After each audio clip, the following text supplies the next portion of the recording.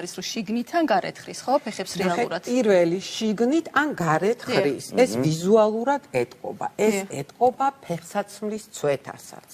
ესე იგი, რა პათოლოგიებთან შეიძლება გქონდეს საქმე და მშობელი როგორ უნდა მიხვდეს ამას სახლში. ეს არის ბრტყელი ტერფი, ვალგუსი, როდესაც კოჭი მოდის შიგნით, ქუსლი გარეთ და ჩაპლინის სიარული. რა თქმა უნდა, შიგნით ცვდება. ჰიპერსუპინაცია ვარუსი, როდესაც გადადის გარეთ, გარეთაც ცვეთა არის, წინა ტერფი შემოდის შიგნით. მესამე შედარებით იშვიათი, მაგრამ უფრო რთული. ეს არის ნამგლისებრი ტერფი.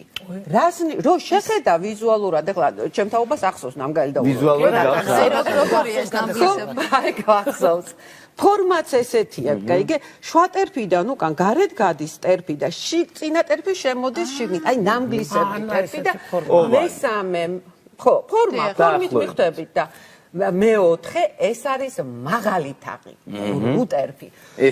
თუ იმ შემთხვევაში, როდესაც არის ბრტყელი ტერფი, თაღი არ იხრება, მაღალი თაღის შემთხვევაში რესურული ფუნქცია, რა თქმა უნდა, დარღვეულია, არ იშლება.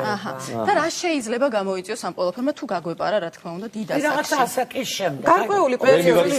გარკვეული პერიოდის მერე, როდესაც ბავშვი იზრდება, იცვლება ჰორმონალური ფონი, იცვლება დატვირთვა, იცვლება წონა, ეს ხო აღმავალი გზით მიდის, ეს ტერფი ცალკე კი არ არის. ამას მოყვება კოჭი, წვივი, მუხლი, ფორმის ცვლილება, ტკივილი.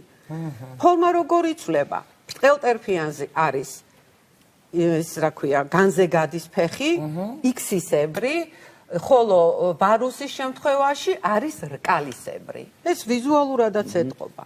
შემდეგ ეს ზევით მიდის, ხო? ჩაითრევს ხერხემალს, ჯერ